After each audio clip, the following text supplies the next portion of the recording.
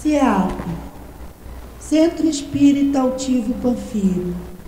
Uma casa de amor. Bom dia, os companheiros aqui presentes, bom dia aos que nos acompanham de casa. Vamos dar continuidade ao nosso capítulo 17 do Evangelho, Sede Perfeitos. Semana passada nós iniciamos o item 7, mas não deu tempo da gente terminar. Como ele é importantíssimo, a gente vai dar uma revisada nele e terminamos o item 7. Mas vamos usar como página de abertura o item 8. Eu vou ler só um pedacinho do item 8, que fala sobre a virtude. Capítulo 17, item 8, a virtude. A virtude, no seu mais alto grau, é o conjunto de todas as qualidades essenciais que constituem o homem de bem. Ser bom, caridoso, trabalhador, sóbrio, modesto, essas são as qualidades do homem virtuoso. Infelizmente, muitas vezes, elas são acompanhadas de pequenas falhas morais que as desmerecem e as enfraquecem. Aquele que faz alarde da sua virtude não é virtuoso, visto que lhe falta a qualidade principal, a modéstia, e que possui o vício mais contrário, o orgulho. A virtude verdadeiramente digna desse nome não gosta de se exibir. Temos de descobri-la. Ela, porém, oculta-se na sombra e foge da admiração das multidões. Depois nós vamos analisar todo esse item 8. Então vamos fazer a nossa prece para nós começarmos. Faz, Sandra, a nossa prece.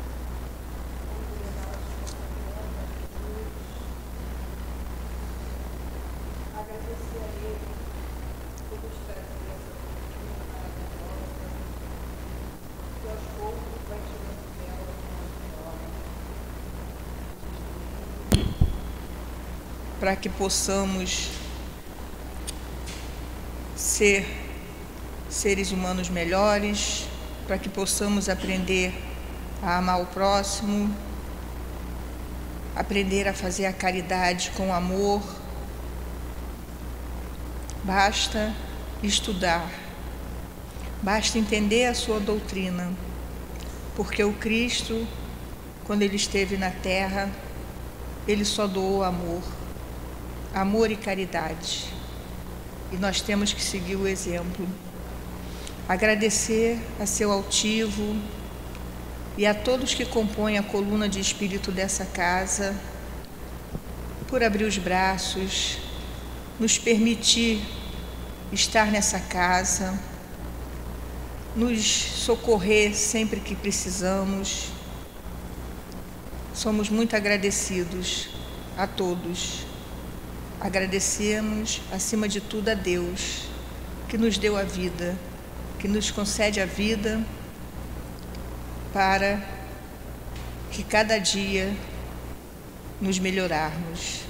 Que Deus nos abençoe e abençoe a todos desse nosso país. Graças a Deus. Graças a Deus. Então vamos ver lá. O item 7 fala do dever. Eu acho que o primeiro e o segundo parágrafo nós analisamos bem. Vamos só dar uma recordada. No primeiro parágrafo, quando ele fala que o dever é a obrigação moral, aí nós lembramos aqui que o dever é o compromisso, né? Quando a gente cria uma família, a gente tem o compromisso com aqueles espíritos que se agregaram àquele grupo, né? A obrigação é que a gente tem de pagar. Comprei a geladeira, tenho que pagar, né? Aluguei um imóvel, tenho que pagar. Então, isso é minha obrigação, eu tenho que fazer.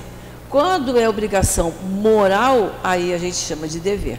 Então, eu tenho dever para com a minha família, o professor tem dever para com seus alunos, o médico tem o dever para com seus pacientes e por aí afora, né?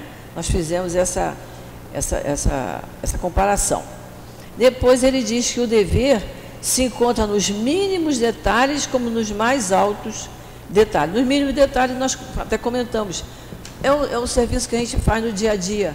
As pessoas muitas vezes não observam, não é? Por exemplo, a pessoa que varre, que lava isso aqui, a pessoa chega, tem que limpar os pés, passar o pé no pano, mas valoriza o trabalho que aquela pessoa está tendo, que é tão importante quanto estar aqui na mesa falando, quanto dar o passe no salão, né? Quanto trazer a água para nós. Eu precisava tomar o meu remédio, a Sandra trouxe a água para eu tomar o remédio.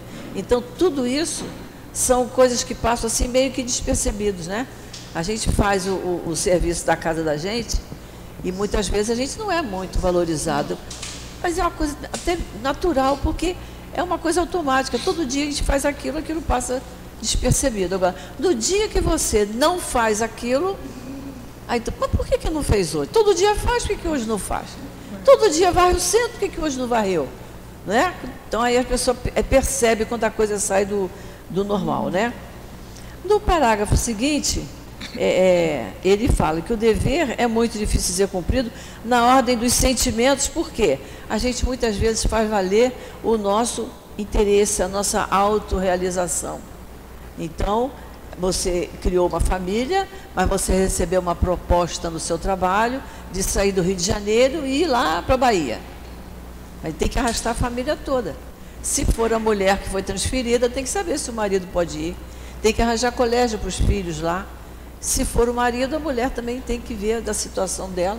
Então, se a gente levar muito em consideração a nossa vida profissional, a gente poderá estar atrapalhando o nosso dever com relação à família, que você já formou aquele núcleo, naquele lugar que você mora, os filhos estão alocados naquela escola, não é? Então é preciso que haja muita compreensão, muito diálogo, para que aquilo seja resolvido serenamente, né? E as seduções do coração, que são os sentimentos, né? É a pessoa também se achar que não está sendo valorizado, ela quer mais, né? Então, se ela começar, por exemplo, uma mãe tem filhos pequenos, se ela passasse um dia inteiro no salão, como outro dia eu vi uma moça que entrou às 10 e saiu às 18, ela fez tudo que ela tinha direito, né? Agora, eu não sei se ela tinha família, se não tinha, mas você imagina se a gente tem que fazer o almoço dos filhos, tem que botar para a escola, tem que recebê-los da escola, se for adolescente, tem que ver a chegada, a saída deles, e você ficar no salão 10 horas seguidas, 12 horas, você não participa, não é isso? E o que é isso? É a sua vontade. Eu tenho o direito de me cuidar, mas eu criei uma família, né? Às vezes no trabalho o funcionário dizia assim, mas eu tenho o direito de faltar, porque a lei permitia que faltasse, com atestado médico. Mas quando você falta, você prejudica aqueles que estão sob as suas ordens, né? Ou você sobrecarrega o companheiro de profissão, não é isso? Então tudo isso tem que ser muito bem dosado, né? Ele diz que o dever íntimo do homem depende do seu livre-arbítrio. Pois é, como eu tenho livre-arbítrio, eu posso fazer o que eu quiser. Não é bem assim, né? O meu direito termina quando começa o do outro. É isso? Aí ele diz que o aguilhão da consciência, aí nós vimos o que é o aguilhão da consciência, né? É o guardião da integridade de caráter. Olha que coisa interessante, né? O aguilhão da consciência, é a consciência que fica assim, ó, você está errada, você não devia estar aqui, você tinha que estar lá no seu trabalho, você tinha que estar lá nos seus deveres. A consciência está ali acusando, mas eu digo, eu fiz porque eu tenho livre-arbítrio, eu faço o que eu quiser, mas o livre-arbítrio, o aguilhão, a consciência é que vai regular isso aí. Nós temos que regular a nossa consciência, né? Aí ele diz que esse aguilhão adverte e sustenta, mas frequentemente se mostra impotente diante dos falsos argumentos gerados pela paixão. A paixão são as nossas tendências inferiores. A gente acha que tem direitos, né? Eu sou dona do meu nariz, eu faço o que eu quiser, não me interessa, não estou me incomodando com o outro. E aí são as nossas falhas, né? Exatamente, a falta de consciência nessa hora, de ouvir a consciência. Eu estou certa em fazer isso, né? Então vamos continuar. Sandra, pode ler lá. O dever do coração, quando fielmente observado, eleva os homens. Mas como determinar esse dever? Onde começa? Onde termina? O dever começa precisamente no ponto em que ameaçais a felicidade ou a tranquilidade do vosso próximo, e termina no limite que não desejarias ver transposto por ninguém em relação a vós mesmos. Então, aí eu vou dar o exemplo que era o meu exemplo profissional. Se um professor faltava, isso em turma de crianças, se o professor faltava, mas não avisava, era surpresa, então você ficava com uma turma de 40 crianças que você não podia mandar de volta para casa, porque os pais acham que de 7h30 a meio-dia ele está dentro da escola, então ele está protegido. O professor atrasa, não vem, você vai liberar aquela criança 20 para as 8, 15 para as 8, e se ele for atropelado? Não pode, você não pode liberar aquelas crianças. Então você divide aquela criança nas salas dos outros professores. E isso causa um tumulto, porque ele já tem 40, recebeu mais 10, ficou com 50 crianças. E isso a gente sabe que contraria o professor, muito especialmente aquele que não falta. Muitos não faltam, muitos levam o trabalho muito a sério. Mas como ele diz aqui, olha, o dever começa precisamente no ponto em que ameaçais a tranquilidade do vosso próximo. Quer dizer, o professor preparou uma aula, preparou um trabalho ali para os seus 40 e de repente ele tem 50, que não estão acostumados com ele, né? Estão acostumados com um trabalho diferente. E termina no limite em que não desejaria ver transposto. O professor se aborrece, mas por que eu vou encher a minha sala? Porque a sua colega faltou, o seu colega faltou e não avisou. Porque se avisar de véspera, os pais tomam conhecimento. Mas se for de surpresa, é claro que quando uma necessidade, uma doença, uma situação difícil, todo mundo compreende. Mas nem sempre se falta por um motivo muito justo, né? Então é isso aí. Deus criou todos os homens iguais para a dor. Isso é muito interessante. Quando a gente pega aquele livro Problema do Ser e do Destino, o último capítulo é da dor. E é muito interessante que a gente leia, que a gente tome conhecimento do que Leon Denis escreve ali. Porque ele descreve a necessidade da dor. E todos nós passamos pela mesma dor. A gente vê desde que a criança nasce, né?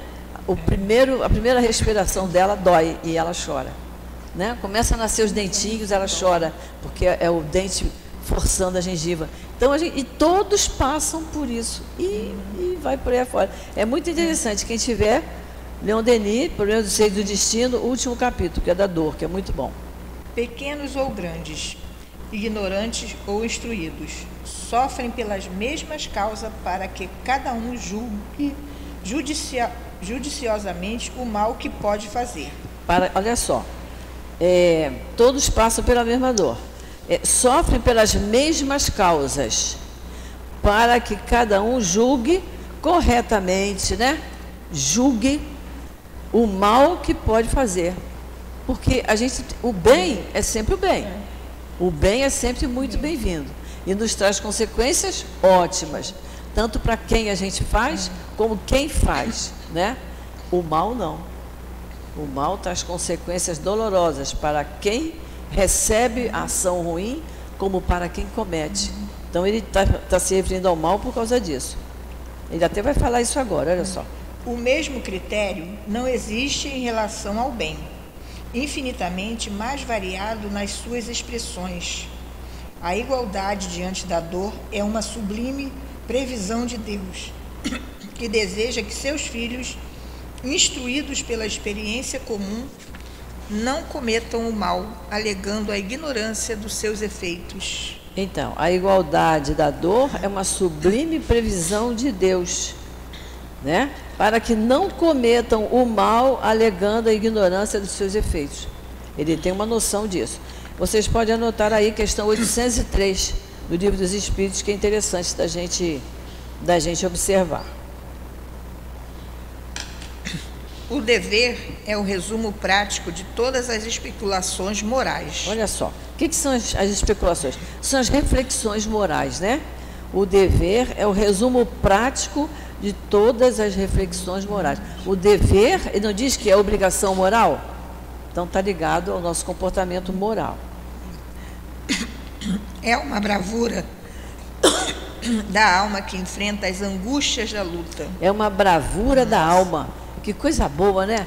Quem cumpre com o seu dever é a bravura da alma. Eu vou fazer porque eu quero fazer, preciso fazer, tenho que fazer, é necessário que se faça, então eu vou cumprir o meu dever. É austero e dócil. Austero e dócil. Austero e dócil. É isso aí. Porque quando, olha só, o que pai e mãe tem que ser? Tem que ser austero, porque se passar muito a mão pela cabeça não educa, não é? O professor, ele tem que ser austero, o educador tem que ser austero, mas ele tem que ser dócil ao mesmo tempo, né? Então, na hora de corrigir, é com austeridade, né? É com autoridade. Na hora de conversar, é com docilidade, porque é nessa hora que os filhos, os alunos, os pacientes se abrem e falam da sua vida. É mesmo. Então, a pessoa que é autoritária o tempo todo, ninguém tem coragem de chegar para ela e se abrir, né? Porque a gente quer ouvir uma coisa que nos conforte, que nos console, tanto a nós, adultos, como a criança. A criança tem um momento dela também que ela necessita de carinho, de uma palavra de amor, ela precisa. Então, o educador tem que ser dócil nesses momentos, mas no momento em que a criança está errando, ele tem que agir com a sua autoridade moral. Não é como antigamente, que era autoridade física, né? Que era na base do chicote, né? E, infelizmente, a gente sabe que hoje ainda existe isso. Principalmente nos meios em que as pessoas não têm ainda uma elevação moral ainda boa, ela ainda acha que tem que corrigir o seu filho com rigidez, né? com dor física. A dor física não vai resolver coisíssima nenhuma, não é isso? Então vamos lá. Pronto para dobrar-se às mais diversas complicações. Permanece inflexível diante das suas tentações. Permanece inflexível diante das tentações. Olha só, uma mãe, por mais zangada que ela esteja, ela não vai fazer uma comida ruim para a família. Porque não é do feitio dela, não é? Ela está aborrecidíssima. Minha vontade hoje é não ir para a cozinha. Mas está todo mundo esperando pela comidinha dela. Então ela vai e faz direito, não é isso? Certo? O operário está ajudando na construção, está fazendo uma obra. Ele, por mais aborrecido que ele esteja, ele não pode fazer um traçado errado lá do cimento, com areia, que ele sabe que ele vai prejudicar muito a quem ocupar aquele imóvel. Então, por mais aborrecido que ele esteja, ele tem que fazer o trabalho dele corretamente. Por isso que ele diz, né? Permanece inflexível diante das tentações. O que é a tentação? É eu estar aborrecida. Eu estou muito zangada, hoje eu não quero saber. Mas na hora que eu tenho que cumprir com o meu dever, eu tenho que botar o meu aborrecimento de lado, respirar fundo e fazer o que eu tenho que fazer. É o correto fazer. O homem que cumpre o seu dever ama a Deus mais que as criaturas e ama as criaturas mais que a si mesmo. Ele é, ao mesmo tempo, juiz e escravo na sua própria causa. Que coisa bonita, né? O homem que cumpre o seu dever ama a Deus, que nós temos que amar a Deus sobre todas as coisas. Depois eu tenho que amar o próximo. Depois eu tenho que amar a mim mesmo. Eu não posso me colocar nunca em primeiro lugar, não tem condição, né? Então é amar a Deus, amar ao próximo e amar a mim mesmo. Se a gente tem dificuldade de amar, mas eu tenho que respeitar a Deus, respeitar o próximo e me respeitar, né? No sentido, quando amar ao próximo como a si mesmo, esse a si mesmo, é o que nós estamos fazendo aqui hoje. Nós estamos aqui no Domingo de Sol e estamos aqui estudando Evangelho na nossa casa espírita. Outras pessoas estão acompanhando de casa, não é isso? Então, isso é o amar a si mesmo. É pegar um bom livro para ler, é escolher o melhor programa da televisão para assistir, é escolher boas amizades que te completem, que te façam bem. Esse que é o amar a si mesmo, né? Não é a gente ficar em frente ao espelho olhando se o brinco está bom, está combinando, se o cabelinho está direito. Isso não é o amar a si mesmo. Isso é a vaidade nossa que é normal. Não tem nada de anormal nisso. Mas o sentido evangélico do amar a si mesmo é isso. É você pensar no seu espírito. Eu tenho que melhorar o meu espírito, certo? Aí é o sentido da vida, que nós somos corpo e espírito, né? O dever é o mais belo adorno da razão. Olha que frase bonita, né? O que é adorno? É o enfeite, aquilo que completa, complementa, né? Então, o dever está ligado à razão. Porque quando eu raciocino, eu ouço a minha consciência e cumpro com o meu dever. É a própria beleza nossa, e, né? Nos tornamos umas pessoas boas. Ele nasce dela como o filho nasce da sua mãe. O dever nasce da razão, como o filho nasce da sua mãe, né? Então, quando ele dá exemplo do filho que nasce da mãe, a mãe cuida dos filhos, a mãe pensa nas vacinas dele, no aprendizado dele na escola, ela é disciplinada, porque ela tem que dar o exemplo para poder ser disciplinadora. A mãe que falta com alguma dessas questões que nós falamos, da vacina, da alimentação, do diálogo, passando valores para a criança, ela está falhando. Ela não está cumprindo com o dever dela, certo? O professor também, que a gente sabe que acontece muito em turma de adultos, né? O professor bota a matéria no quadro e sai, não está cumprindo com o dever dele de professor. A obrigação dele é ficar ali, naquele tempo, auxiliando os alunos a entenderem o que ele colocou lá no quadro, a entenderem o que está no livro. É obrigação dele. Se não faz isso, não está cumprindo com o dever. Se não cumprir com o dever, está fazendo dívida. Né? Se todo mundo soubesse que a gente sabe, né? Ia ser uma beleza. Um dia chega lá. Um dia chega. Chegamos lá. O homem deve amar o dever, não porque ele o preserve dos males da vida, aos quais a humanidade não pode subtrair-se, mas porque ele dá à alma o vigor necessário ao seu desenvolvimento. Nós não falamos lá no início do aguilhão, o aguilhão da consciência. Aqui está mostrando, é o vigor. O dever, ele dá o vigor à alma. Dando vigor à alma, ele facilita o seu desenvolvimento.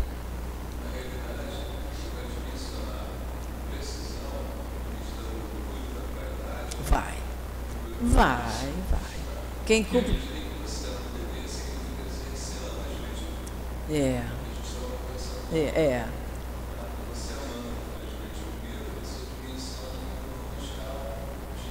E vai colocando esses defeitinhos cada vez mais, né? Eles vão diminuindo a importância que se dava antes. A gente vai dando importância ao que é mais interessante, que é o dever. Então, ele diz aqui coisa muito interessante, né? Então, vamos mais um.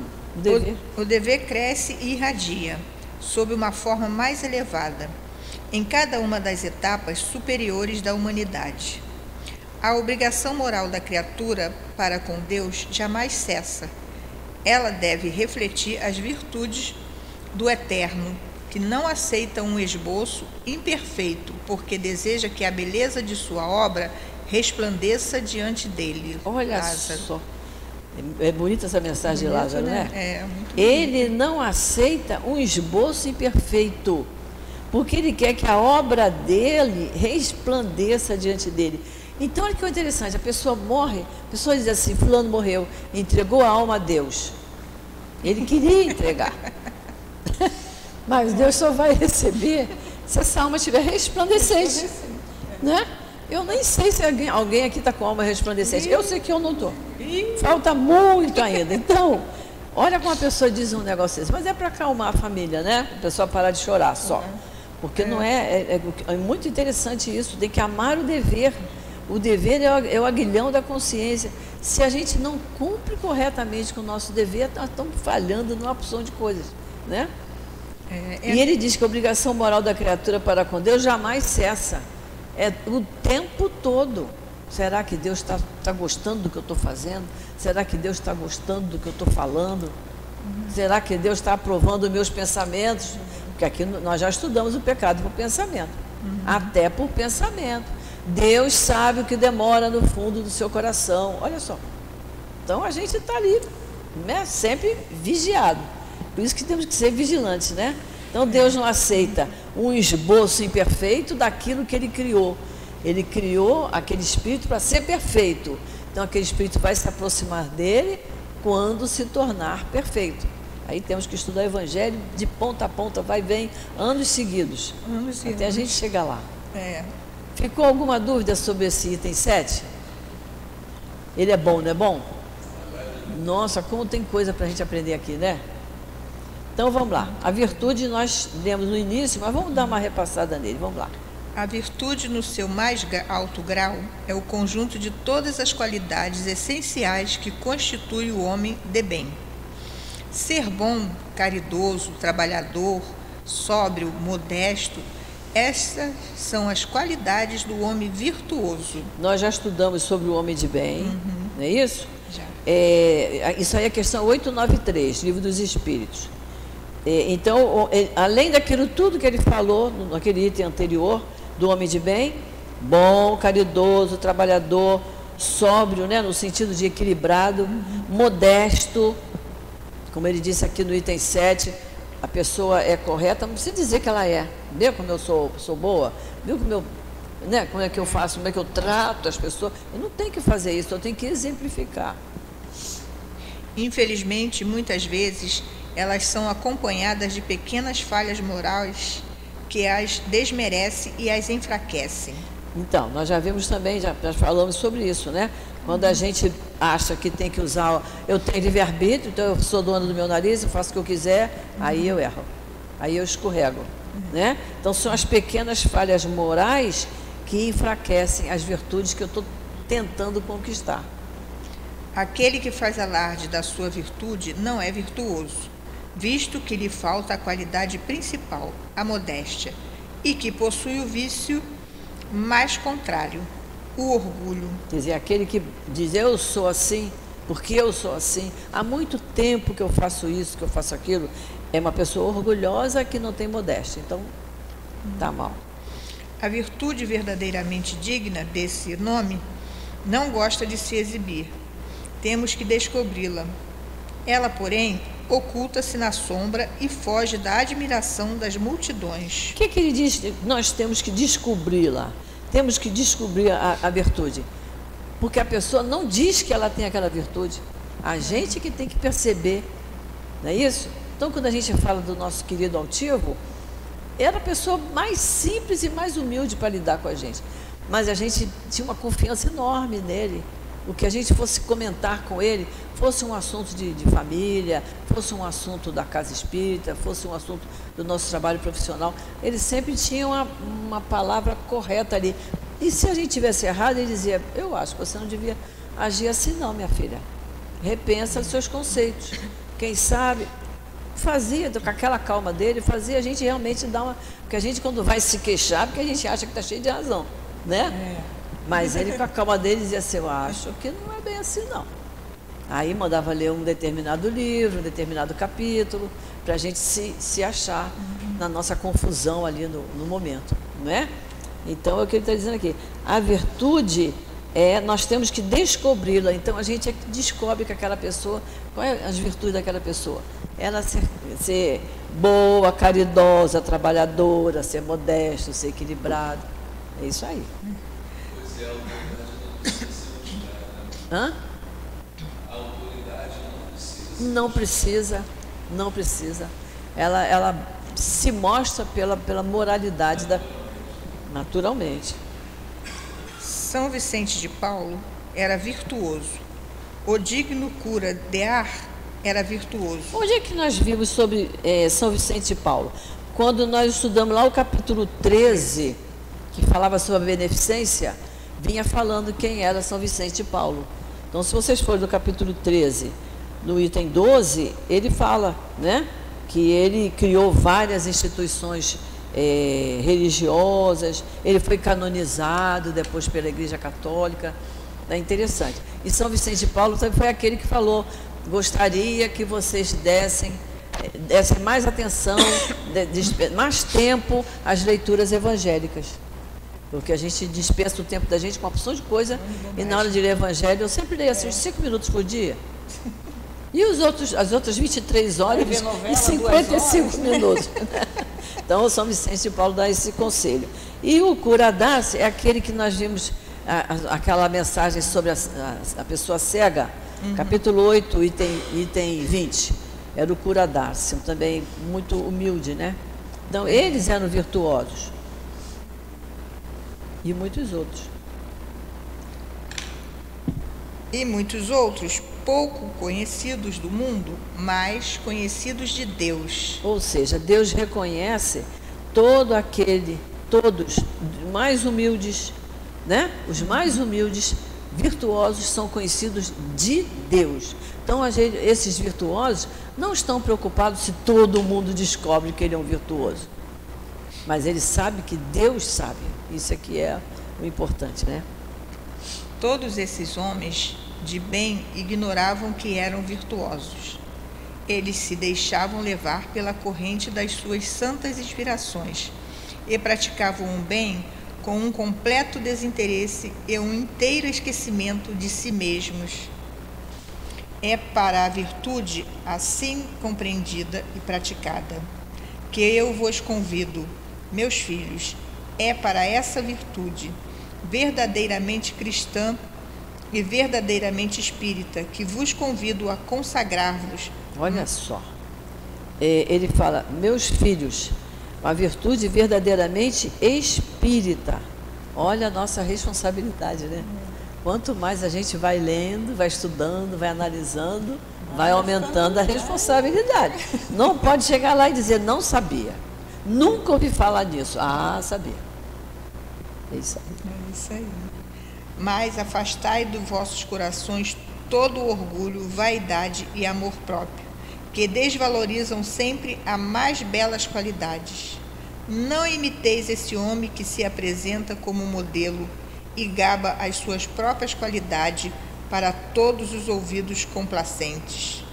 Essa virtude que assim se ostenta, muitas vezes esconde uma infinidade de pequenas torpezas e odiosas fraquezas. Só dele se apresentar, não esperar, não se deixar que os outros percebam, né? Ele se mostra, então já se sabe que tem uma infinidade de pequenas fraquezas, né?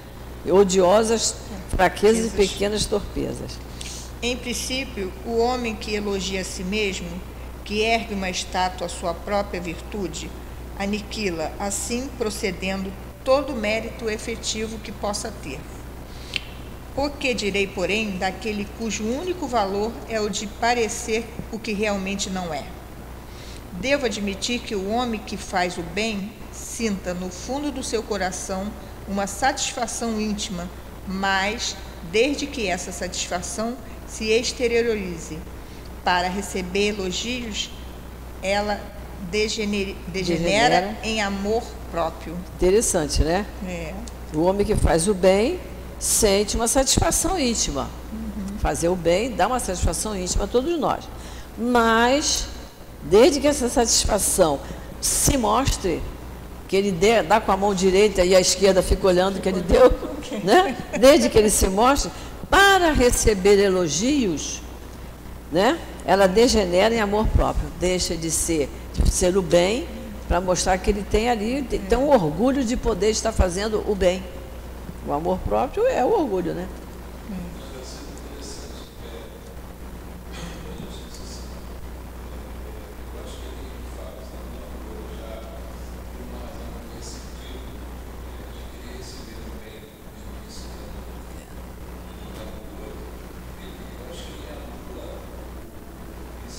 O bem que está fazendo. De satisfação que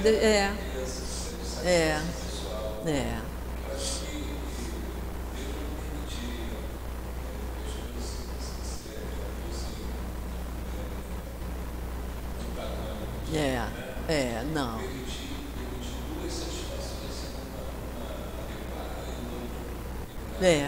Uma anula a outra. Uma está anulando a outra. Exatamente. É isso aí mesmo. É isso mesmo. Ó, vós todos, a quem a fé espírita aqueceu com seus raios, e que sabeis quanto o homem está longe da perfeição, não vos entregueis jamais a semelhante tolice. virtude é uma graça que desejo a todos os espíritas sinceros. Espíritas sinceros. Mas eu vos direi, mais vale menos virtude com modéstia do que muita com orgulho. É pelo orgulho que as humanidades sucessivas têm se perdido. É pela humildade que um dia elas deverão se redimir. Isso. E questão 893 a 895 do Livro dos Espíritos, tá? E é isso aí que ele está falando, né? A virtude é uma graça que ele deseja a todos os espíritas sinceros, porque nós estamos estudando sobre isso. A gente se debruça sobre esses estudos, né? E ele diz, mais vale uma virtude modesta, é o caso do óbolo da viúva, mais vale uma doação pequena, né? Mas com modéstia, do que uma grande doação e com alarde, todo mundo sabendo. Já teve algumas mensagens em que esse espírito assinou como Francisco Nicolau Madeleine, porque aqui está em francês, é François Nicolau, mas já teve mensagem como Francisco Nicolau, e é o mesmo, né? Muito bom também esse item sobre a virtude, né? Acho que nós entendemos muito bem, né? Falando, o virtuoso é aquele que cumpre totalmente com os deveres dele, né? Primeiro ele falou do dever, agora vamos ver os superiores e os inferiores. Essa é uma mensagem também dele, Francisco Nicolau. Muito bem, então vamos lá. A autoridade, da mesma forma que a fortuna, é uma delegação da qual aquele que a possui terá que prestar contas. A autoridade, né? As pessoas pensam assim, mas o fulano é chefe. Olha que beleza, né? Ele é chefe lá, é ele que manda, né? E aí tem gente doida para passar a perna naquele chefe para pegar o cargo de chefe. Se soubesse que tem tanto dever a cumprir como chefe, tanta conta, né? a prestar. Tanta coisa, não ficaria tão... Porque nem sempre ele tem capacidade para isso, né? Não acrediteis que ela lhe seja dada para proporcionar o vão prazer do mando. Quem que é o vão prazer do mando? É ter o título de chefe. Mas eu fui chefe não sei aonde, eu fui gerente não sei aonde, eu fui diretor, não sei. As pessoas adoram título, né? E ele diz aqui, para não acreditar que isso seja dado só pelo vão prazer do mando, da autoridade dele. Nem como um direito ou uma propriedade, como erradamente os poderosos da terra acreditam. Deus, entretanto, constantemente lhes prova que não é nem uma coisa nem outra, visto que se a retira quando deseja. Exatamente, né? A pessoa vem chefiando, de repente chega um acima dele, né? Que vem com o conhecidinho e bota aquele para um cargo inferior e bota o dele ali. Ou ele não merecia ficar como chefe naquela questão ali. Mas nem sempre o chefe, o presidente, o diretor, ele tem capacidade para manter esse título. E aí Deus tira na hora que acha que é conveniente tirar. E a pessoa diz, vendo? Tirar a criatura do mando, daquilo ali, e botar aquele outro. Mas quem sabe se Deus nos disse, olha só, está errando ali, está usando autoritarismo. Então vamos tirar. Se fosse um privilégio ligado à pessoa, ela seria inalienável. Então, se aquele cargo fosse um privilégio, seria inalienável, ou seja, seria intransferível, né? Mas se tirar é porque podia tirar. Ninguém pode dizer que uma coisa lhe pertence quando ela lhe pode ser tirada sem seu consentimento.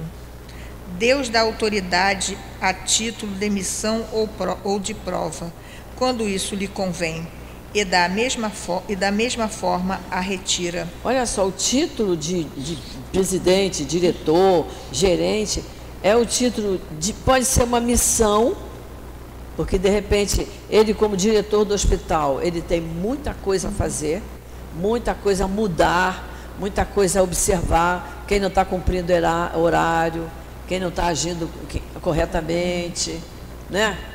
Como diretor de escola também, eu conheci uma que trabalhava 2 horas por dia, e a carga horária do diretor de escola é 8 horas.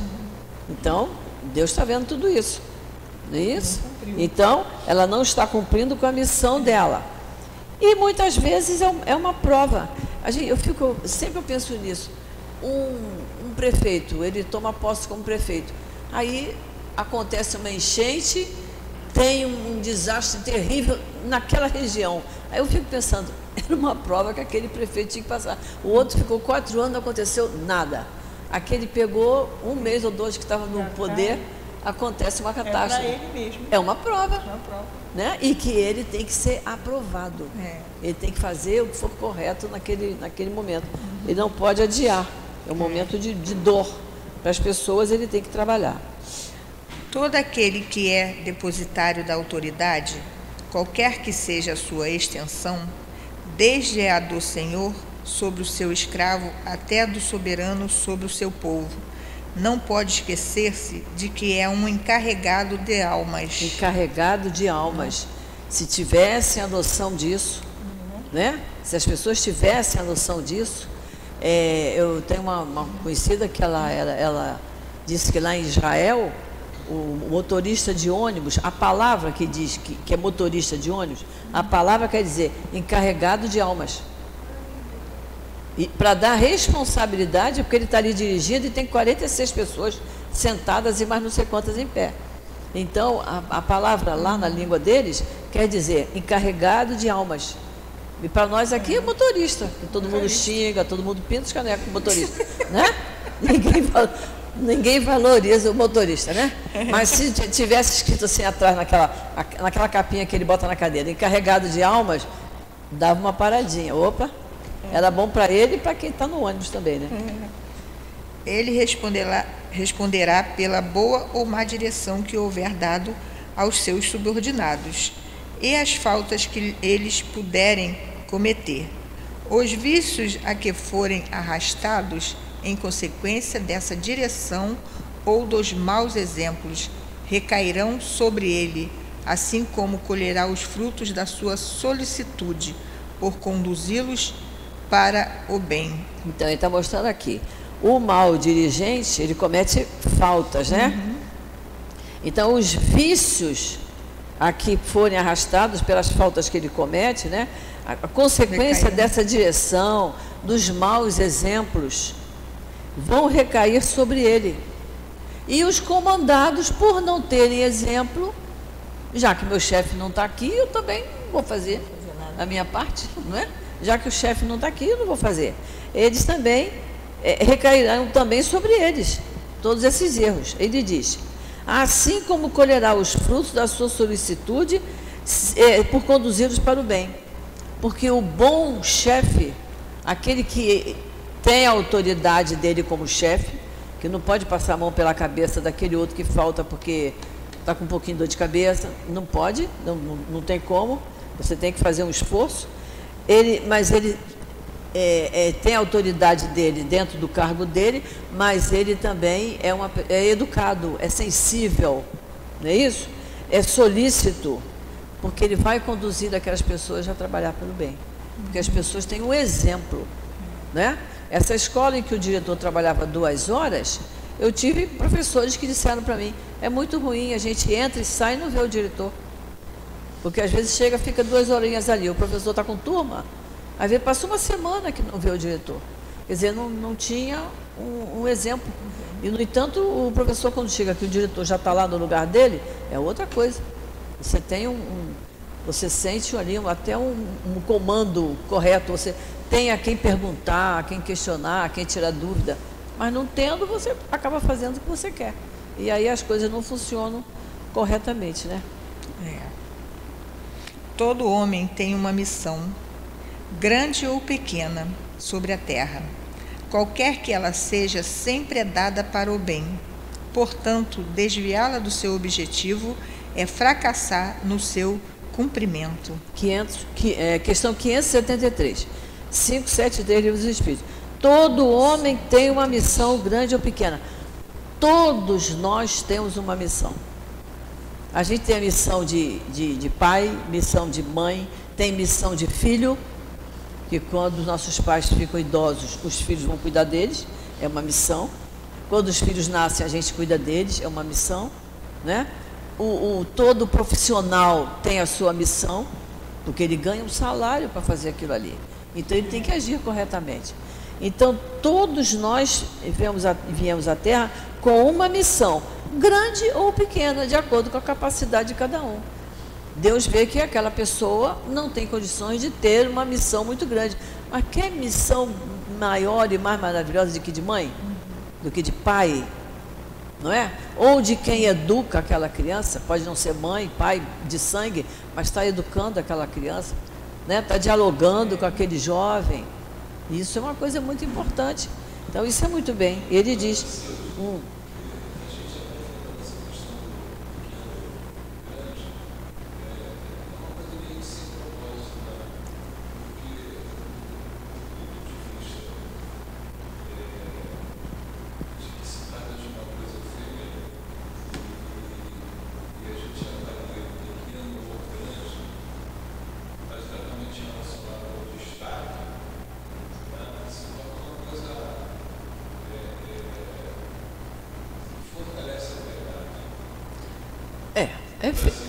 efêmero porque é material, né?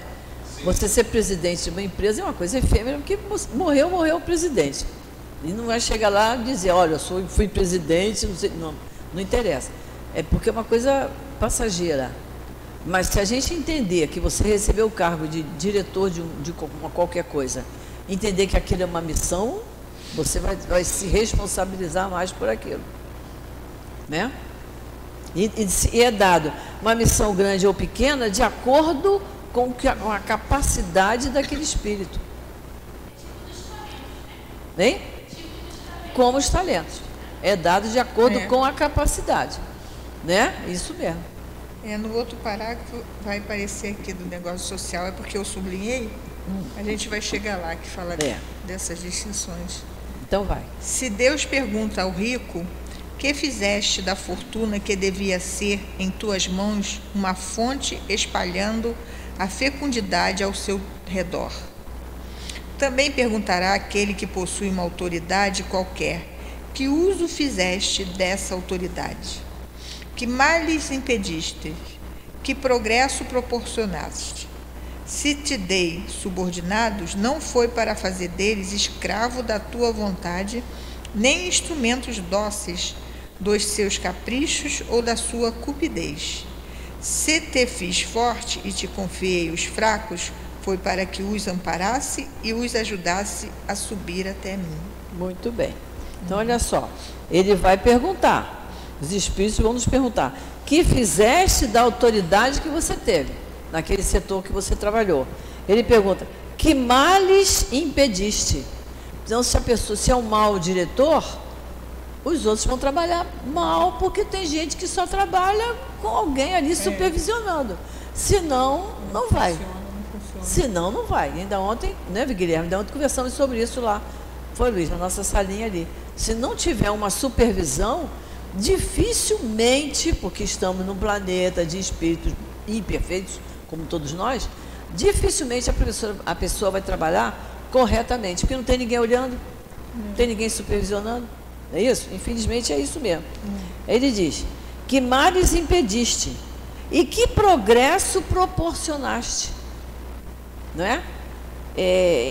Você vê, eu vou dar o meu exemplo, porque não tem outro exemplo. Trabalhei numa escola em que as professoras podiam entrar na cozinha e fazer o pratinho do almoço dos filhos.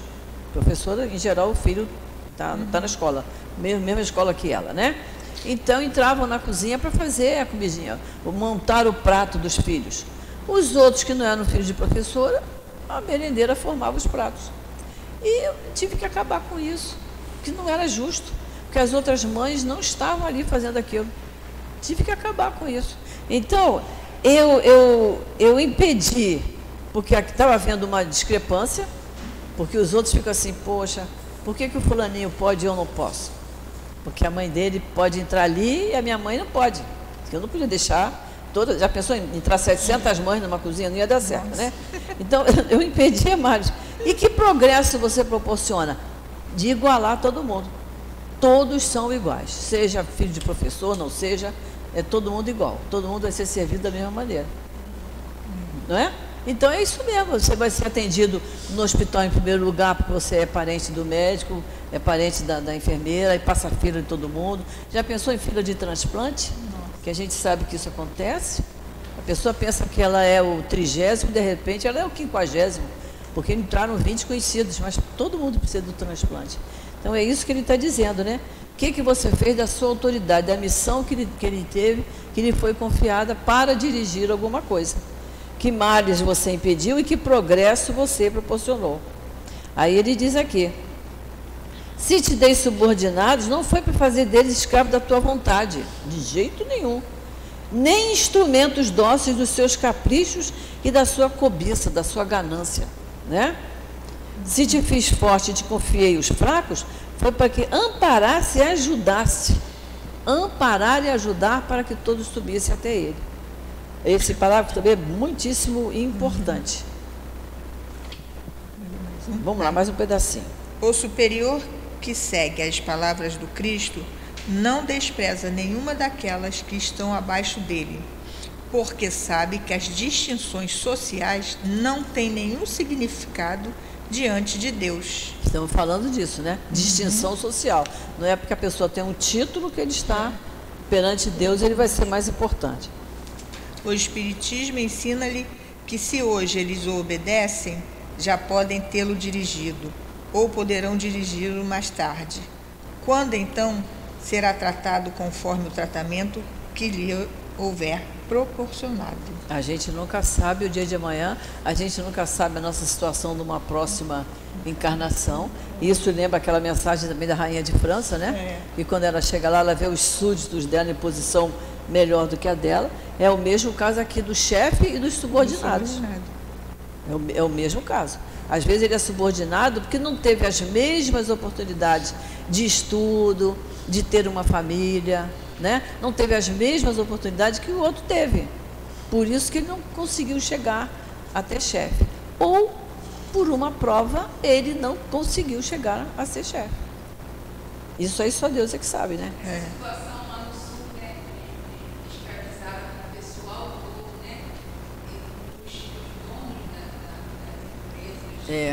Das vinícolas.